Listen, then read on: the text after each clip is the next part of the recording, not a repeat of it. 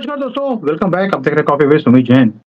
दोस्तों, India alliance उसको अभी तक ये समझ नहीं आ रहा कि एनडीए की सरकार बन चुकी है, मोदी जी प्रधानमंत्री बन चुके हैं और 99 सीटें जीती हैं कांग्रेस ने।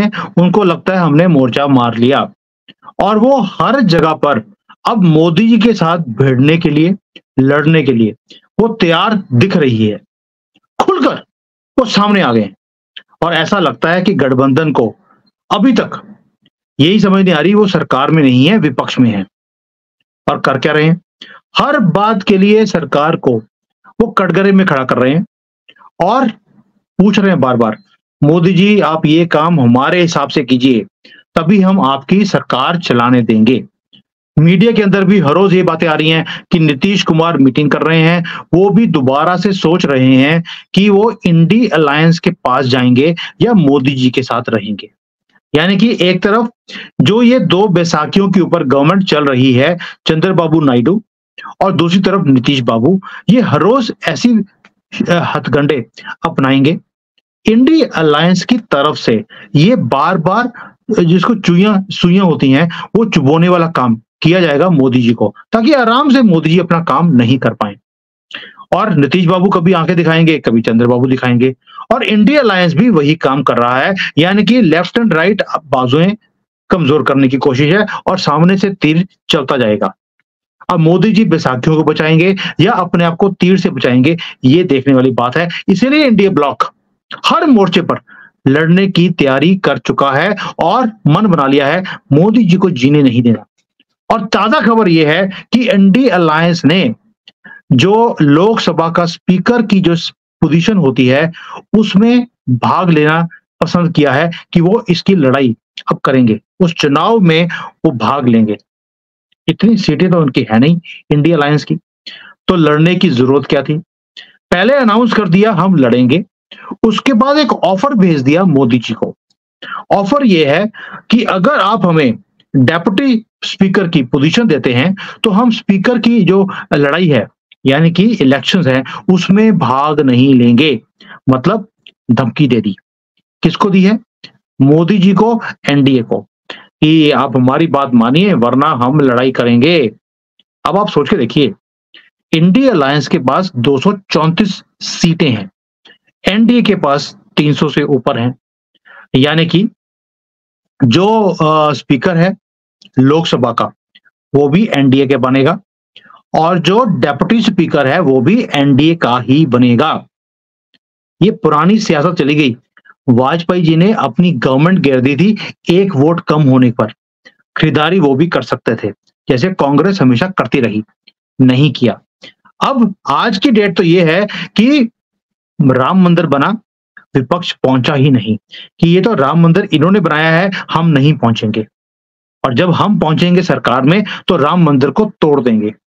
अगर कोई भी न्योता आता है, बेशक वो शपथ ग्रहण का ही क्यों ना हो, प्रधानमंत्री हैं वो, तो भी नहीं गए कि इतनी चिढ़ है। किसी के घर में शादी होती है, एक दूसरे को बुलाया नहीं जाता। अगर पता लग जाए कि इस फ्लाइट में दूसरा आदमी भी जा रहा है, वो फ्लाइट ही नहीं ली जाती। यानी कि जो सियासत थी वो पहले एक तरफ से ये था कि मेरा अपना पक्ष है, आपका ये पक्ष है। अभी तो पक्ष विपक्ष जो है वो खत्म हो गया, अब तो विरोधी दल बन गए हैं, जैसे कि मोहन भागवत जी ने बोला भी था रिसेंटली। और इस चीजों को खत्म होना चाहिए, लेकिन क्या ये खत्म हो सकती है? वो जमाना ही नहीं है। जब तू तड़ाके की लैंग्वेज यूज की जाती हो एक दूसरे के साथ, तो कैसे चेंज होगी? राहुल गांधी खुले मंच पर बोलता है, तू मोदी तू हारेगा।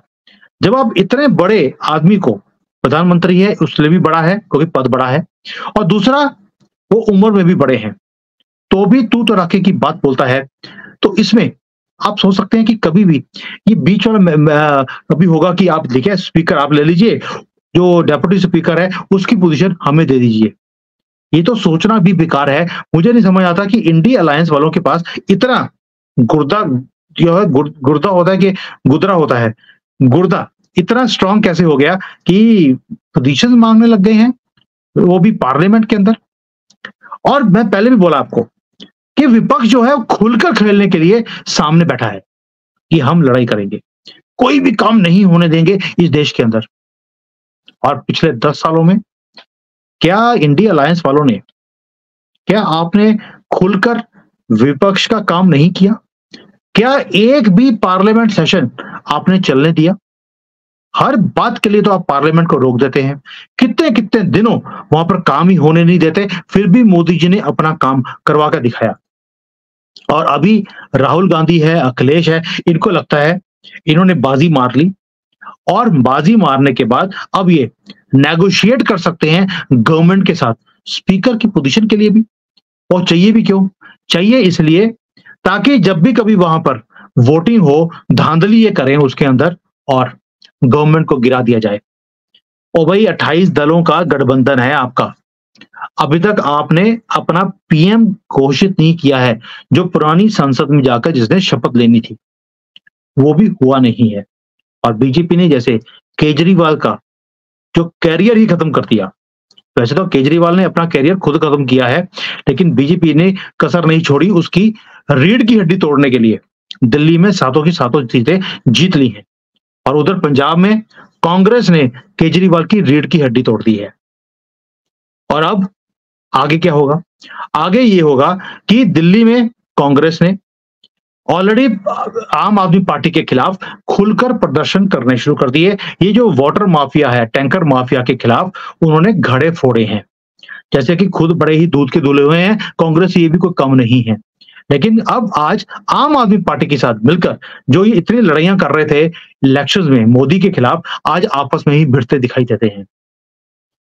और 3 सीटें मिली हैं केजरीवाल को सिर्फ। और यही कुछ कांग्रेस के साथ भी आगे जाके होने की उम्मीद है, अगर हिंदू जाग गया तो।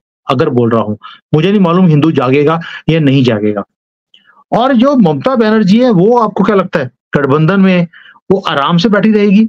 बहुत सीटें हैं उसके पास और वो कभी भी इनको आगे आकर मेन सेंटर स्टेज नहीं लेने देगी और ये होगा भी ऐसा ही। और इंडिया अलायंस वाले क्या कर रहे हैं? इंडिया अलायंस वालों जो उसमें भी स्पेशली अखिलेश यादव और राहुल गांधी, ये एक ही काम कर रहे हैं, प्रचार कर रहे हैं।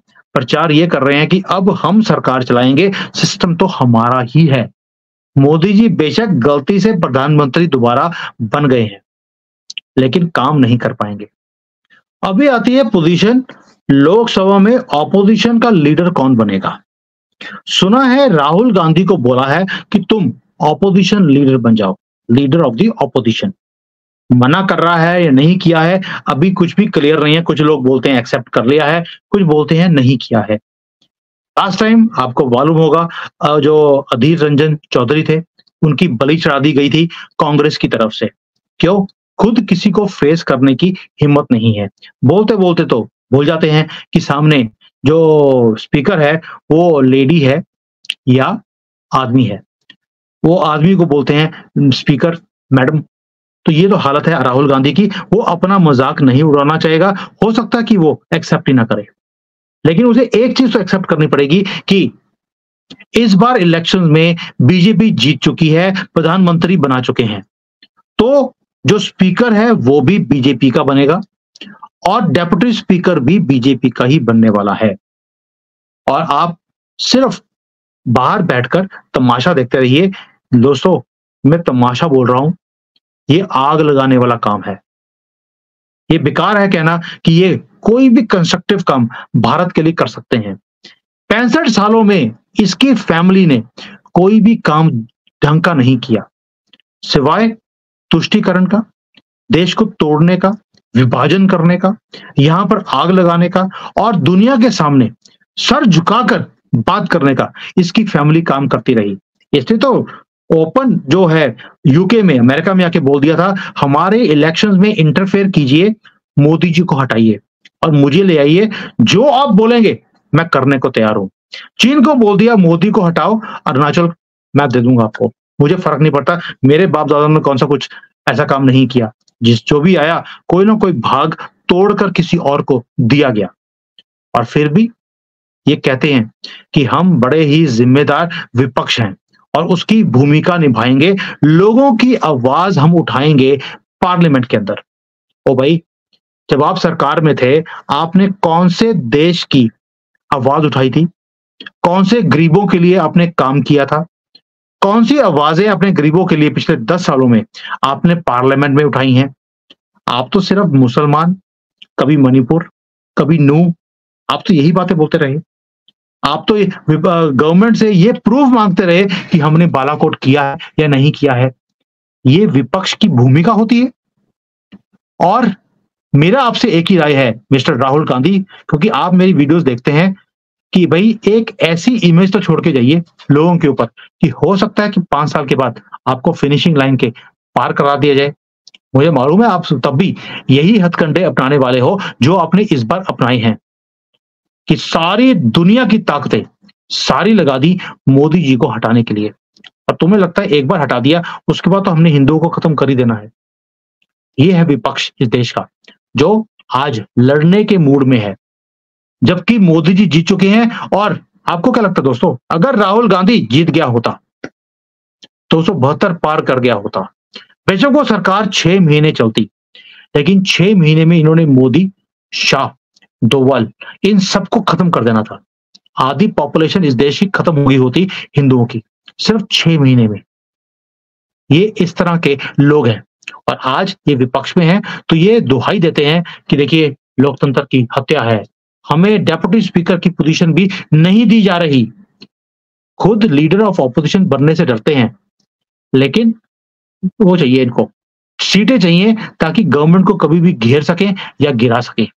ये है इनके लड़ने का मूड और ये आराम से अगला 1 साल, डेढ़ साल ये चलाने देंगे गवर्नमेंट को, मुझे नहीं लगता। आपको लगता है? कमेंट्स में डाल देना। और जो ये 2 बैसाखियाँ थी जिसके ऊपर गवर्नमेंट चल रही है, उन्होंने ऑलरेडी हल्का-सा लड़खना शुरू कर दिया है। अब देखना ये है कि मोदी जी इस चीज़ को काउंटर कैसे करते हैं। टाइम बताएगा। जय Hind, Vande Mataram. Hi there. If you liked the video, please don't forget to smash the like button, subscribe to our channel, and activate the bell icon so that you receive all notifications whenever we upload a new video. Thanks for watching.